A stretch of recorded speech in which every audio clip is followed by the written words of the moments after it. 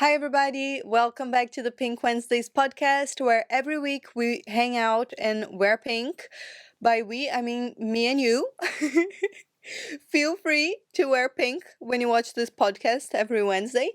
That would be really fun, but realistically, I doubt that's gonna happen because whenever I watch a podcast, I just have it in the background while I'm doing some DIY or washing the dishes or something like that, walking the dog. But if you feel like dressing up, please do. I think it would be fun. And tag me on your stories or something so I can see it. So it would actually be really cool because it would feel like every Wednesday we get together and wear pink, like a bunch of us. It would be really sweet.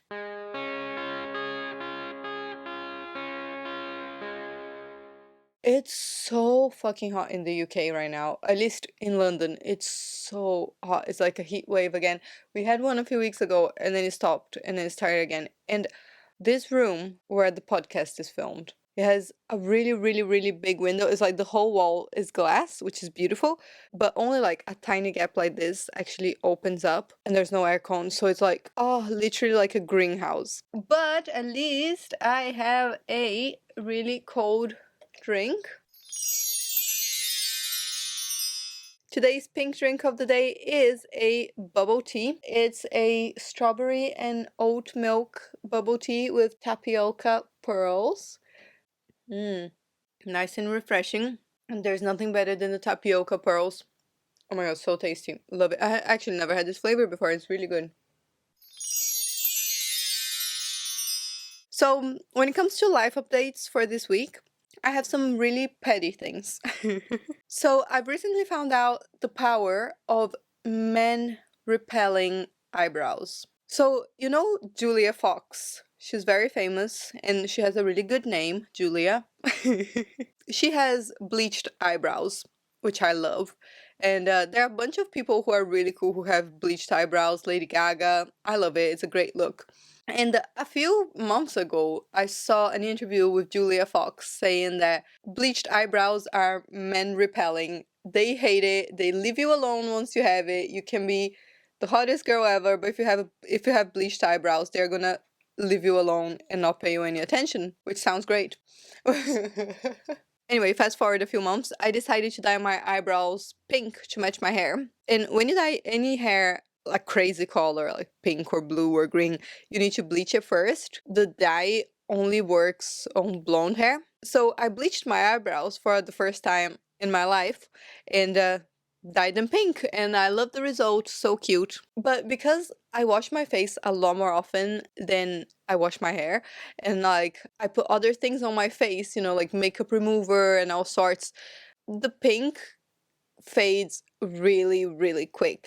I think it lasts like 3 days or something, and then after those 3 days, I have bleached eyebrows, and I love that look on its own too. The bleached eyebrows, I think, is so beautiful. But once I had my own blonde eyebrows, I realized that Julia Fox is so right. Like, it's unbelievable. It really is men repellent. So usually, before I bleached my eyebrows, I would get catcalled quite often if I was like walking on my own, which is awful. I hate it. Like, I might dress like a slut, but but I do it for me. I do it for me and for the female gaze. I don't want creepy men to comment on it. I seriously, like, for me it's not a sexual thing. I just think an outfit might look glamorous and some people might perceive it as sexual, but to me, I never think of it as like a sex thing. I just think of it as like glam, diva, woo. Anyway, but it was always something that I disliked because I love dressing up, but I hate having to deal with that. And as soon as my eyebrows were bleached, it stopped. I had it for months, and I walked on my own a bunch of times, and I was left alone, and it was fucking great. But I thought, is it the eyebrow? No, it can't be just the eyebrows, probably just me. But I was really pleased with it, and months went by, I didn't think about it anymore. Anyway, the upkeep of having bleached eyebrows is a bit of a pain in the ass because, at least for me, like, it grows back so fast, and if you don't keep bleaching it every other week, your eyebrows are half black and half blonde, which is not my favorite look. And I don't know if you ever bleached your scalp or anything on your face like that. it's a very uncomfortable sensation. It kind of stings. So to have to do it so often on my face was a bit uncomfortable. So I thought I'm gonna get my brows dyed brown again. So for the first time in my life, I had HD browns done. They wax your eyebrows and they do like a map. They draw on your face so they are nice and they match and and then they dye it whatever color you choose. In my case, brown. Anyway, I did that a couple of weeks ago, and ever since I've been getting catcalled again. Have not changed anything else. Same outfits, same look. And it's the fucking eyebrows. And don't get me wrong, I love my HD brows. This is probably the best they ever looked, in my opinion. But I'm considering bleaching them again, so I'm left alone. It's crazy how I wonder why men don't like the bleached brows. But that made me think, like, are they men repellent or are they just ugly? Am I gaslighting myself here saying I looked good with the bleached brows when I actually looked completely insane? Let me know. I don't think it's good to comment on people's appearances, but I'm actually asking, so that's okay. Let me know. Did I just look crazy for months and months? Or are those eyebrows just the secret to repelling men? Because I might get them done again. But then again, last weekend something unprecedented happened. I was at this event that had very straight vibes. You know, there was nothing queer about it at all. And I was lining up to buy some nachos. And this gorgeous woman came up to me and asked if I was alone or if I was with someone because she thought I was hot and she wanted to get me a drink. And I was like, thank you for boosting my ego and making my day. Because that was literally the first time in my life I've ever been very obviously approached by a woman in a straight space. Because obviously it happened before at the gay club, but never have I just been going about my day in a place that isn't queer and had a woman come up to me openly. Literally, that was the only time in my whole life that I've been approached by a woman, not online, not someone I know that knew I was queer, not at a gay club or pride event. And I was like, is it the eyebrows? Did I just look hideous before? Or is it a coincidence? Right, so people have been asking about when my I Wish I Could Trust You music video is coming out.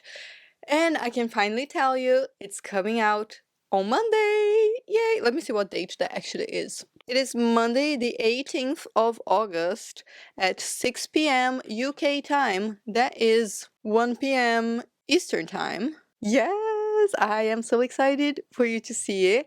I think that's probably the video that took me the longest to edit because I just filmed so many takes. So I've recently came across this concept on TikTok called time optimism, and I think I have it because of course there's a name for every possible little thing that you could possibly ever feel ever. So we can all just diagnose ourselves with random things on TikTok.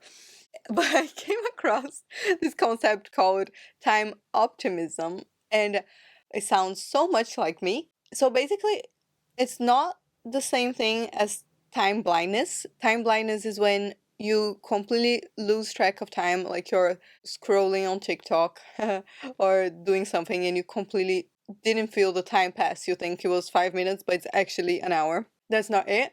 Time optimism is when you think you can do a million things in a day, but you're not being disorganized or wishful thinking. You actually truly believe it in your soul that you can do the things that you wrote on your to-do list that day. But to most people, if they read that, they would be like, of course you cannot do all these things in this space of time. It would be impossible. That's me. I am the queen of the to-do lists. I have a calendar where I put all the things, and oh my god, I have so many things. And pretty much every day, I think I am being so cautious with it. Like, I'm leaving myself so much time for each task. I can never finish the whole thing. And sometimes it's like, I've got 10 hours dedicated or 12 hours dedicated for all these tasks. So I think, of course, there's enough time. There never is. So I think I have time optimism. Or is that just something everybody does? Is that just one thing that everybody does that just didn't have a name for it before? Probably. Anyway, that was all the life updates because I haven't done anything mega interesting this week. So let's move on to some pressing news. I want to make the news on this podcast as lighthearted as possible because the world is so rotten at the moment. I feel like every time I open my news app or even just regular social media, there's some terrible shit every day. And obviously, it's important to talk about it. It's great that people do. We need to be aware. But I think there also need to be spaces where people can just relax. And I think my podcast should be one of these spaces, so I'm gonna keep the news lighthearted. So, one thing I've been obsessed with is the 25-part series that this lady named posted on TikTok about falling in love with a psychiatrist. Oh my god. This really shouldn't be entertainment for a bunch of reasons that I'm gonna talk about in a second. But I couldn't stop myself from watching. And because I spent so much time watching it, now my whole For You page is about this. Like all the commentary videos people have made about it. And oh my god, I don't want to feed into it because I don't like when people dogpile onto someone. But it keeps getting recommended to me, and I keep saying all these different takes from different perspectives and psychologists talking about it and everything. So I got to a point where I don't actually know if everybody knows about this story or if it's just me because I made it into the bubble. But basically, in case you're not in the same TikTok bubble as me, this woman posted this 25-part series on TikTok saying how she fell in love with her psychiatrist, but he kept her as a patient anyway. And she was basically saying that he was a predator and he used all the information he had about her psychological background and triggers and everything. He used that to make her fall in love with him so he could get supply, so basically boost his ego. And even though she said to him she was in love with him and multiple times, he still didn't transfer her to a different psychiatrist because he enjoyed the attention. So that's how she starts out. And of course, when you hear that, you think, oh my god, this poor lady, that sounds awful. But the more chapters you watch, the more you start realizing that nothing that she says actually shows that he did anything wrong or inappropriate by what she said herself. It just seemed like he was a normal psychiatrist and she was the one who was having inappropriate behavior towards him, like telling him she had sex dreams about him and all sorts of things like that, and pressuring him into seeing her in person instead of on a Zoom call. Like, it was giving baby reindeer vibes. Obviously, we never know the full situation just by watching something on the internet, so you literally never know. But the vibe I got and everyone's getting from the things she posted herself is that it was a bit of a delusion thing. It was mostly in her head, and she was the one sort of stalking him. But there's like so much to it. One of the things she also talked about a lot was how she was using ChatGPT as a therapist, and she called her ChatGPT Henry. And she really asked a lot of deep questions about herself and her psychology to ChatGPT and took its answers really seriously. And now a lot of people are calling that AI psychosis. And then I got into looking into AI psychosis. There are a bunch of people who completely lost track of their lives because they got so into whatever ChatGPT was telling them. Because apparently, even though AI is very clever and everything, he always tries to validate the person who's using it, and make the person feel better. So if you're feeding your own delusions into it, it might actually validate them instead of telling you, hey girl, that's not it. Because it's, of course, because they want more people to enjoy the experience and use the app. It's not like talking to a person who actually cares about you and is gonna say, girl, that's not good for you. And that made me think, oh my god, I've asked ChatGPT for so much personal advice. I thought I was being clever, but since I watched all these videos about AI psychosis, I was like, oh my god, that was not a good idea. I should not do that again. But anyway, all jokes aside, my overall take from this situation with is that she, as far as I can tell from an outside perspective and being someone who's not a therapist in any way, my take is that she seems like she's going through something psychologically and that she's not really well. So I don't think people should dogpile on her. And I saw comments of people saying she's a monster and all sorts. I don't think she's a monster. I think she's probably just unwell. So I think the best thing for us to do is to not comment anything and not send so much hate her way, because she probably needs help more than anything else, because I think she's probably just not well.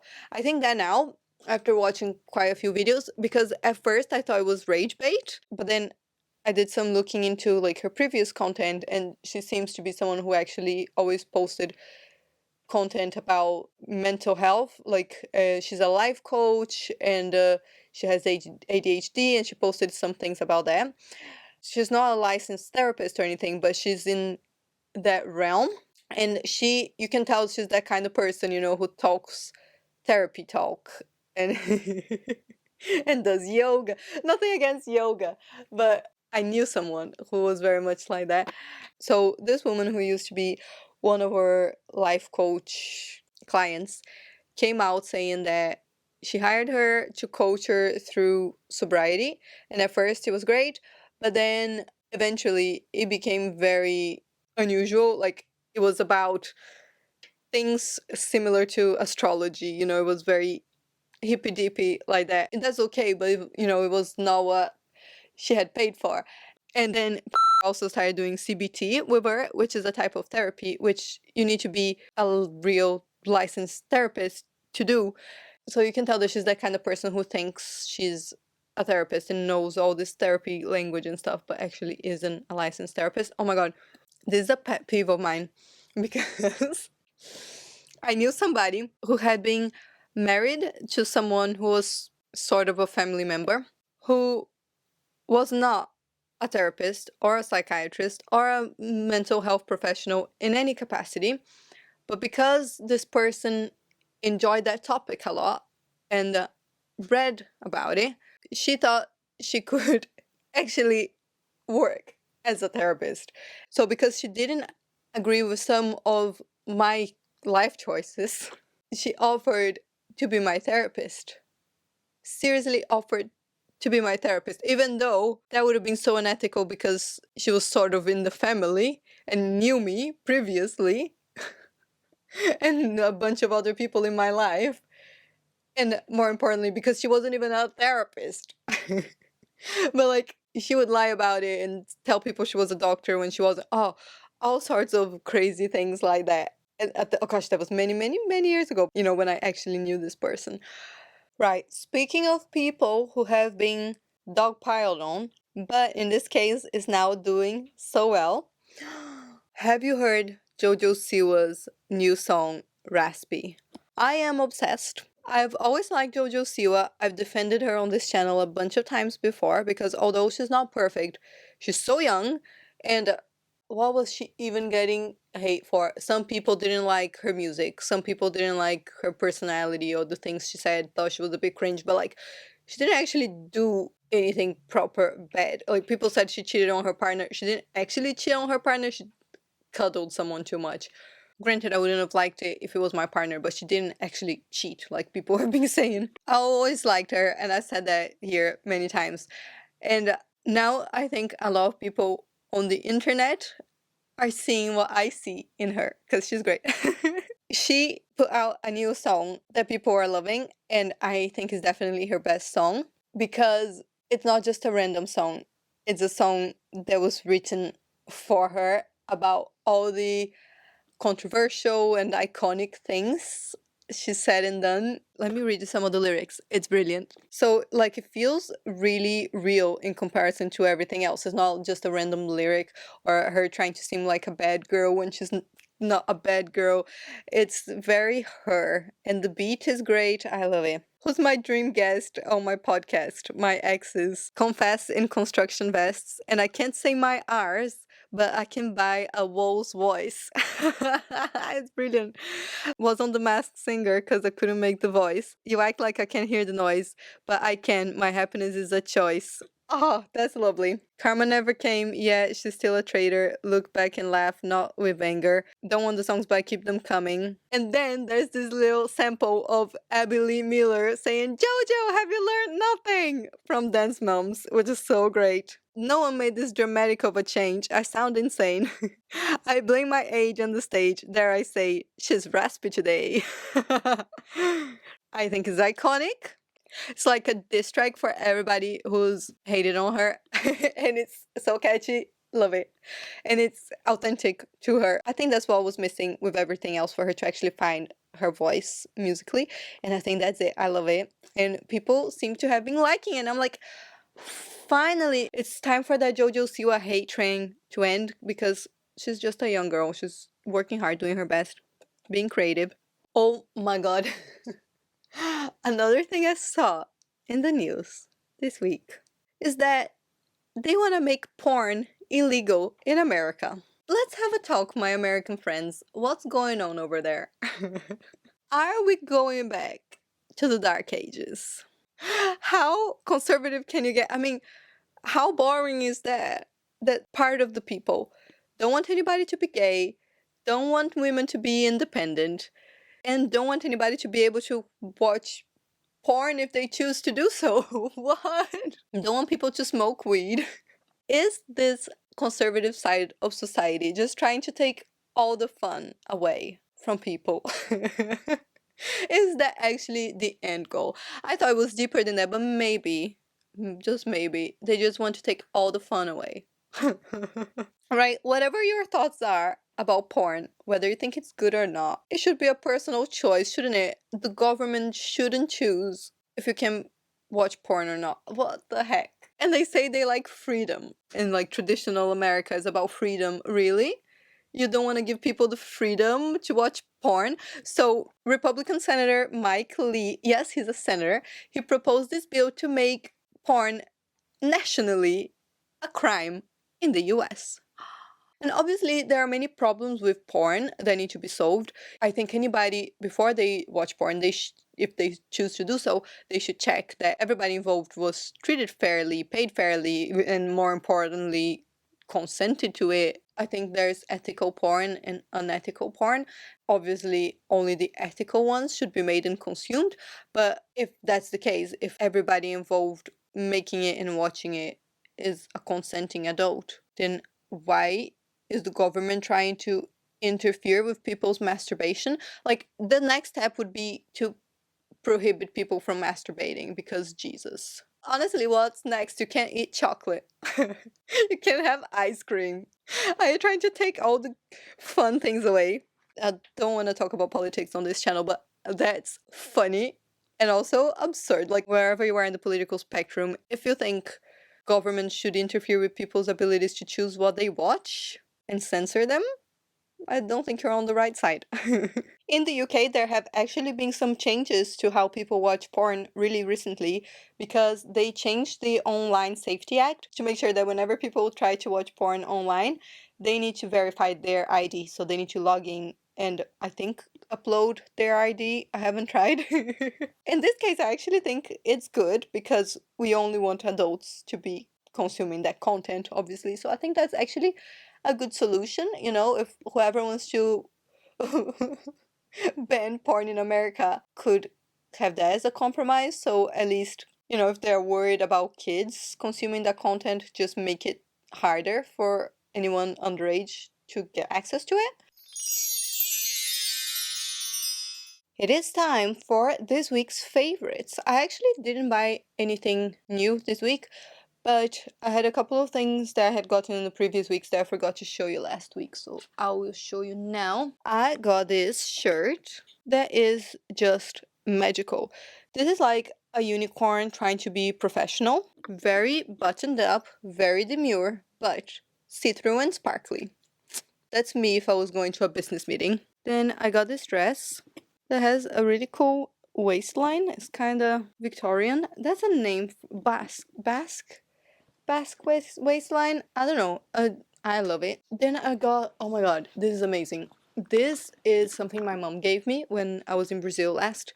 And it's this tiny little bear. And when you open it, there are these tiny little paper sheets like this. And when you wet them, it actually turns into soap. And it's like a lot of soap. It's very foamy. Unbelievable. Like a tiny little sheet of paper like that turns into so much soap. And it's basically for you to have in your bag if you're gonna go to a public bathroom in case, they don't have soap there.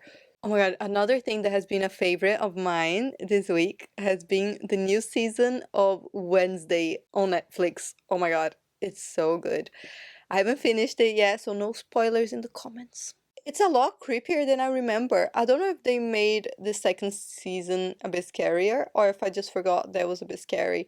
But it's really good, and there's more Morticia Adams participation. Oh my god, I think Morticia Adams is so beautiful and sexy. I also been loving, loving, loving Chapel Roan's new song, The Subway. Oh my god, it's so good. I especially like the bridge, the she's got away. I think it's about her ex-girlfriend, or I don't know if they broke up and now they're together again. I don't know what the story is, but she has green hair and Chapo mentions green hair in the song, and then in the music video Chapo is a big lump of red hair, and the character that I think is supposed to be her ex is a big lump of green hair. Oh, it's so clever and so cute. Oh my god, I think I need to actually take a break because I am melting in here. It's really, really, really hot. Like, I can't breathe. I think I might need to wait until it gets a little bit cooler and then I'll come back and carry on. It will be just 1 second for you, but the lighting might change a little bit. I'm back! Oh my god, it's so hot! My hair is turning to mush. Another thing that has been my favorite, not just this week, but in the last few months, is this food brand called Bowl. And they make high protein vegan food and drinks. So they have these protein shakes that are vegan that are actually tasty. Like, I've had all sorts of protein shakes before, vegan and non-vegan, and they always taste like ass. So when I found this one, I was expecting it to taste like that, but it's actually delicious. And I'm not even saying that to push the vegetarian agenda. It's actually the only protein shake I've ever had that I found delicious. It's really good.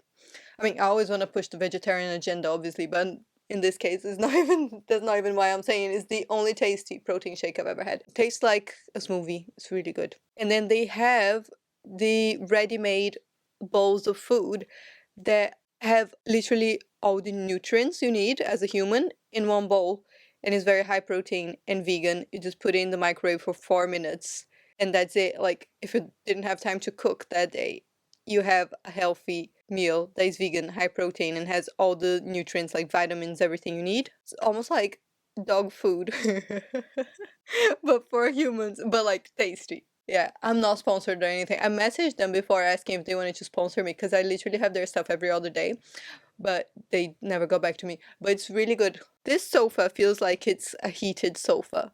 I swear, like right here where the sun was shining a minute ago. It's hot. Like, oh my god, it's an oven in here. You won't believe. It must be 100 degrees. Right, today's pink item of the day to end our weekly favorites is this Hello Kitty coin bank. I've had this for, I think, also over a decade. I got this the one and only time I got to hang out with my granddad in Germany. And that was super special to me because my granddad, he passed away, but he was German. Well, he was German, but he moved to Brazil when he was like 8 years old. So he was like nearly Brazilian. But every few years, as I was growing up, him and his wife would go to Germany. And I don't know what it's like now, but at least when I was growing up, going abroad was a really major thing, and it was very, very special and very unusual. And I think that's because Brazil is an awesome country, it's really developed, it's great, but the currency is not the strongest. So you might have a good job in Brazil and have a good life there because you're getting paid in that currency and you're spending money in that currency. But then when it actually comes to doing anything abroad or buying imported goods, you actually don't have a lot of money in comparison to other countries. So things like international plane tickets end up being too expensive for most people. When I was growing up, it seemed like a bit of a fancy thing and something that I didn't think I was ever going to be able to do. It seemed like a very distant thing. In fact, the first time I ever left the country was when I was 18, when I moved to the UK. That's part of why I love traveling so much nowadays, because I feel so fortunate to be able to do it. When I was a kid, it would have been unimaginable to go to all the countries I've been to. Literally every time I get on a plane, I think about that. And like people in Europe are a lot more used to international traveling because obviously they get paid more, and also because things are much closer, so it's cheaper to go from one place to the other. You can even take a train to another country. But where I'm from, because Brazil is such a huge country, it's more or less like the size of America, not everybody gets to do trips like that. Or, I'm speaking from my experience when I was a kid, things might have changed now. But anyway, when my granddad used to go to Germany, it was like, wow, something that I would get so excited about on his behalf. And very often when he would go, me and my mom would take him to the airport, but we wouldn't like just drop him off. We would stay there and then watch the planes taking off and literally try to figure out which one was his plane and stay there watching the planes until they actually took off, because it was like such a dream thing. And when he would come back from Germany, he would bring all sorts of things like Haribos. Now there are Haribos everywhere in Brazil nowadays, but at the time it was like a special thing to have a Haribo, and marzipan and some different types of chocolate. It was so exciting. So it was always like a very distant dream thinking of going to Germany. And then I moved to the UK, and I think a couple of years passed, and then my granddad came to Germany, and I was like, oh my god, that's just around the corner. I can go visit him while he's there. So then I got on a plane and went to Germany, and it was fabulous. We spent Christmas there, and one of the first things we did when I got there was go to the supermarket, just because we needed stuff. But I find it always really exciting to go to a supermarket in a new country, because I just like seeing what it's like. It's always slightly different. And at the supermarket, they had this Hello Kitty coin bank. And at that time, I was super into like kawaii fashion and characters and everything, so I got this. And I've got some coins in here, but I'm pretty sure all the coins I have are like euros, because I used to put pounds in there too, but there were rainy days and I took all the pounds took all the pounds out, because you can actually open the bottom. So I think it's just euros in there now. I have it for the memories. And I've been to Germany a bunch of times, but that was the only time I went when my granddad was. Oh no, no, that's not true. It's when my auntie got married. She got married in Germany, because I have an auntie that lives there, and she got married in Germany. My granddad was there too, but it was different because it was a quick visit just for the wedding. We didn't get to hang out that much. About half of the comments on my previous video were asking me to do sapphic book reviews, because I mentioned before I've read all of them. Maybe not all of them, but like many of them. I definitely have enough to keep this segment going for a while. So I'm gonna start with my favorite of all times, and it's called Bitterthorn by Kat Dunn. Not sure if I'm pronouncing her name right, when you've only ever read something but haven't actually heard it. But anyway, this book is a gothic sapphic fantasy, which is like three things I love. So the story is about this woman called Minna who lives with her dad, who's a duke, and with her stepmom and stepsisters because her mom passed away. And it's a bit Cinderella like, even though she's not treated like she's a maid, but the family doesn't include her.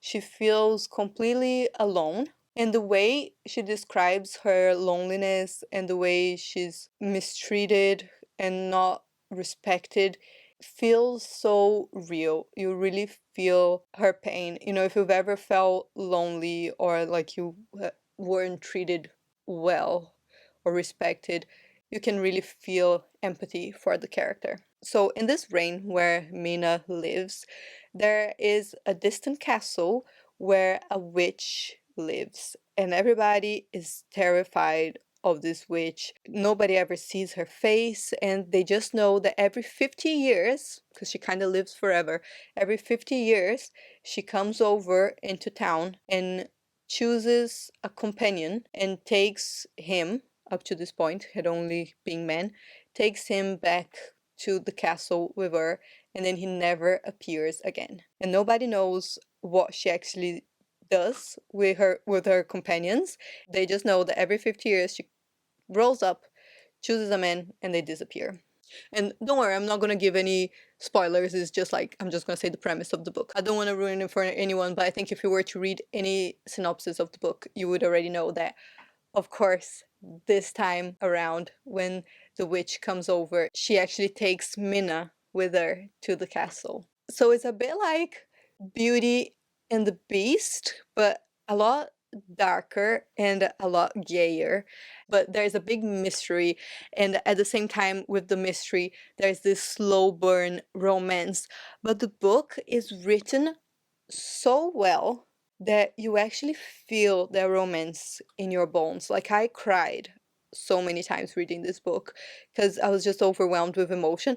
I'm often like not expecting to find random books that I find online to be super well written. I'm usually just interested in being entertained by a captivating story. But with this one, I was actually really surprised by how beautiful the writing actually is. Oh, it's stunning. Out of all the sapphic books I've read, I think that was the most beautiful writing, and I personally like this story the most as well. So at some point, there is, I think, one or two spicy scenes, but that's absolutely not the focus of the book. Like, if you want a book that's going to be super spicy all the time, that's not the one. This one is more about the romance and the mystery and that slow burn, which I prefer so much more. I definitely recommend. It's beautiful. The only downside is that it's only one book, and I'm pretty sure there won't be a sequel. I don't think it's a story that is meant to be a saga. It's just one book. So you will be so sad when it ends because you will be so into the characters. I was literally sobbing, ugly crying. At the time I was reading it at a hotel lobby. I think I was in Turkey, and I was at this hotel lobby sobbing, ugly crying because it's just such a gorgeous story. Right, it's time for our weekly Q&A. If you want to send me any questions for next week's video, you can send them to me on my Instagram. A few days before the podcast, I usually put up on my stories, the little pop-up thing where you can ask questions. Or if you have something longer that you would like to send, like asking for advice or anything like that, or confessing anything, you can send it to my DMs. If you don't want your name to be read, let me know though. So I'm not going to say this person's name just in case it's a secret, but this person said, any advice for a 26-year-old virgin, scared and LGBT? I think there's absolutely no harm in being a virgin, whatever age you are. If the time is not right for you, and you rather, wait for someone special, that's totally fine. It doesn't matter, even if you were 40 or 50, you need to do what feels right for you. And if it doesn't feel right, if you don't want to do that ever, that's also okay. That's a completely personal choice, and nobody should make you feel like you have to do anything. Like, unless you really want it, you shouldn't do it. But at the same time, I will say that if you're only scared because of the concept of virginity, then you shouldn't be scared because you will still be you after it. Society makes this big thing about, especially for women, I don't know if you're a woman or a man or a non-binary person, but society makes this big thing about the concept of virginity as if something is taken away from you, or as if you're changed somehow, or that you lose value somehow. And virginity is not really a real thing. It's a made up concept. Because imagine it wasn't sex, imagine if it was just going on roller coasters. Imagine if people created a whole new adjective, a whole new word just for people who have never been on roller coasters. And then they judged your worth based on that. Some people have been on roller coasters and some haven't, some want to and some don't. Doesn't matter. So if you're just scared of the concept of losing your virginity, you're not actually losing anything, because virginity doesn't even exist in the first place. But do whatever it feels right to you, one way or the other. Lala said, "What makes you happy?" At this stage in my life, it's more like the simple things, like being with my family and friends and people I love, making music, being near nature, going to the beach, stuff like that, dancing. Yeah, I think the older I get, the more I appreciate things like that. I love this name. Dirty Feet Laura said, "Do you think in Portuguese or English?" It depends. I think on my day to day, when I'm in the UK, I think in English, because I don't really speak Portuguese apart from like with my mom on the phone. Uh, so 99% of the time I'm speaking English, writing in English. It's almost like that door is open for that language. So I think in that language. I'm the kind of person that has like an inner narrator. Some people don't. I do. And yeah, usually it speaks English. But then when I'm in Brazil, it gets a bit confused, a bit half and half, because then I start speaking Portuguese. And then the more time I spend there, it starts to switch. And then I start thinking Portuguese again. I revert back to Portuguese quite quickly because that's my first language. When I'm calculating something, like doing anything mathematical, which is very rare. But if I'm doing a calculation of some sort, I would do it in Portuguese in my head. I think that's the real test, isn't it? But then again, people say also that the real test is like, what language do you swear in if you hurt yourself? And I swear in English. I suppose I'm a bit of a hybrid. That's such an interesting question. Emily Whitty said, "What's your favorite and least favorite song you've written?" Oh my god. That's quite interesting to think like what the least favorite one is. I think the favorite is probably Judge Me, because I like the melody and the lyrics are meaningful. It's about being queer and being an immigrant. So that's very meaningful to me. My least favorite, probably The One Good Thing. Because I think I was not in my best era emotionally when that was written. And not that I hate it or anything, but I don't think, yeah, that's not my favorite. Have you ever had a threesome? And that was asked by the person I had a threesome with. No, just joking. Or am I? Right, enough Q&A for today.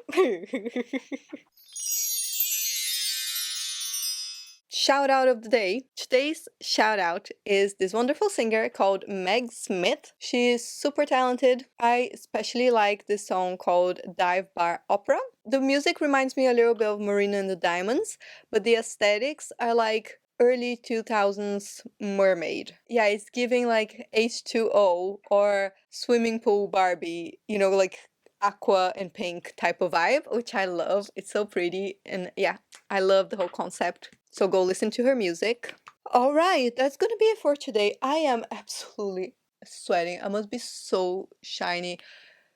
Ah, it's so hot. Okay, thank you again for watching my podcast, and I will be back next Wednesday. Love you so much. Have a lovely day. Mwah!